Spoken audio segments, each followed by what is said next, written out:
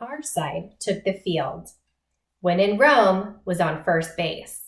I was on second, and Buzzy Sr. was on third. Fudge and Mitzi stood right next to each other at shortstop, and Dad was on the mound. Isabel's team lined up.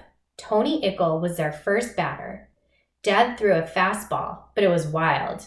He threw 6 more before he settled down. Lucky for us, it's a no-walk game. Tony popped up the first one that crossed the plate. It came toward me. I was ready for it, but I took my eye off the ball just for a second, just to make sure Big Apple was watching. When I did, the ball dropped at my feet. I picked it up and panicked. My throw to first went over the head of When in Rome. "Wake up, Junior," she yelled. "Where are your eyes, in the back of your head?" I could feel everyone staring at me. I swallowed hard and blinked back tears. If only I could do it over. I know I'd make the catch. "It's all right, Peter," Dad said. We all make mistakes." Sure, I thought, but we don't all make 2 on the first play of the game. My legs were shaking and I felt Grandma's pancakes bouncing around in my stomach.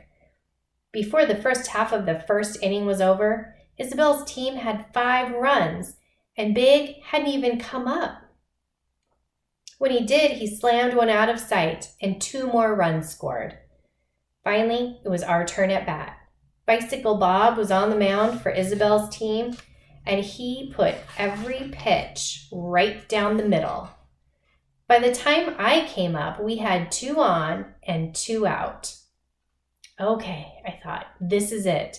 This is my big chance. I can make up for my errors now.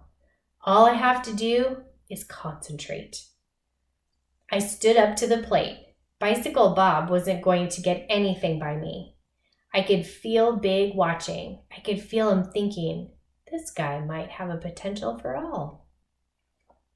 Bicycle Bob wound up and threw the first pitch. I took a huge cut and missed, spinning all the way around.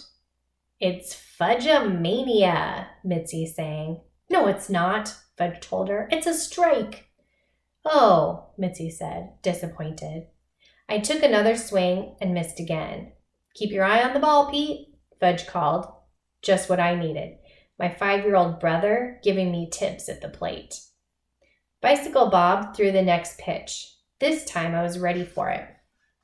I heard the crack of the bat as it connected with the ball. It was a good, strong shot. But wait, it was headed straight for Grandma, who was playing deep at third. "Run!" my team yelled. I ran for first, trying to keep my eye on Grandma at the same time. I hoped the ball wouldn't knock her down. But I worried for nothing because Grandma jumped with her glove held high. She made a fantastic catch. I was out. Isabel's team cheered. "Thanks a lot, Grandma." Just when I thought things couldn't get any worse, they did. We were back in the field. Isabel came up to the plate. She's one of those players who wiggles the bat. She knocked a slow grounder right at Mitzi, but Mitzi knew what to do. She had her glove on the ground and her legs together so the ball couldn't get through. She stopped it. She picked it up. "Look," she called, showing everyone, "I got the ball." "Throw," we all yelled at her. She looked confused, then threw the ball to Fudge, who was standing right next to her. By then, Isabel was on her way to second. "Here," I yelled at Fudge, but instead of throwing the ball, he ran it over and personally handed it to me. By then, Isabel was on her way to third.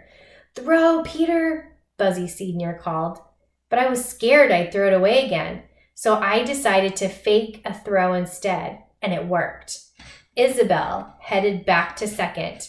When she realized I still had the ball, she turned and tried to run to third again. We had her trapped between the bases. There was only one sure way to get her out, so I ran after her. It wasn't my fault she changed directions again, and we collided, falling to the ground together. "This isn't football," she shouted. Then she stood up, brushed herself off, and marched off the field. "Yeah, Izzy," Fudge cheered. "She's on the other team," I told him. "You're supposed to cheer for me. I'm the one who tagged her out." "Yeah, Pete." He and Mitzi cheered, jumping up and down. They were the only ones who did.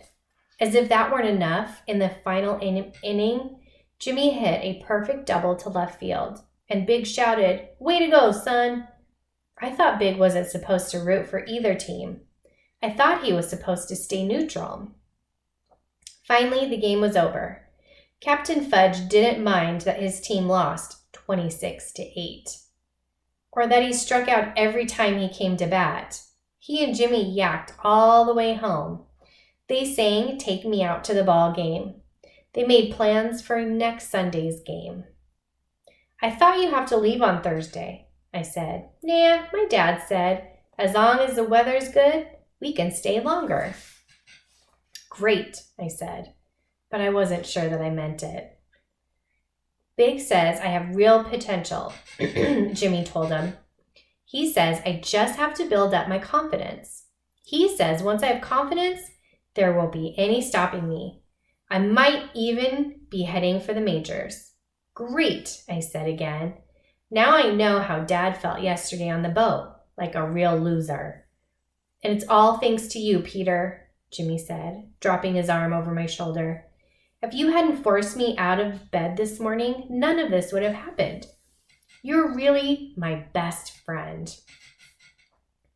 "And you're my best brother," Fudge said, planting a sticky kiss on my face. Maybe I'm not such a loser, I thought. Maybe today just wasn't my day. But next Sunday could be completely different. Next Sunday, I might make a fantastic catch and hit the ground and hit a grand slam home run. Anything's possible in baseball. This time, when Jimmy and Fudge started another round of Take Me Out to the Ball Game, I sang with them. Mom hit the shower as soon as we got home, and when she came out, she called Fudgy. "Where's my oil of Olay?" "Mr. Zuman took it, Mom," Fudge said. "Mr. Zuman is the guy who picks up the trash twice a week." "Why would Mr. Zuman have taken my oil of Olay?" Because the bottle was empty. Fudge was tying a red bandana around Turtle's neck. All the dogs at the game wore bandanas. "But it was a brand new bottle," Mom said. "It was still empty, Mom." "But you said you only needed a few drops for Mitzi." "Not Mitzi," Fudge said. "My Mitzi." "Your what?" Mom asked. "You know, my baseball glove." "You used my oil of Olay on your baseball glove?" Fudge undid the bandana from Turtle's neck and tied it around his leg instead. Turtle barked. "You used all my oil of Olay on your Mitzi?" Mom asked. "Right," Fudge said. "I can't believe this," Mom said to herself. "All of my oil of Olay?" "Olay," Uncle Feather said as Sheila came into the room. "Olay." "I didn't know your bird speaks Spanish," Sheila said. "He doesn't," I told her. "But I just heard him say Olay." Sheila went to Uncle Feather's cage and snapped her fingers. "Olay," she sang. "Olay, olay," Uncle Feather sang back. "You see," Sheila said to me. "It's not that kind of olay," I said. "It's O-L-A-Y. "How could you possibly know that?" Sheila asked. "Believe me, I know."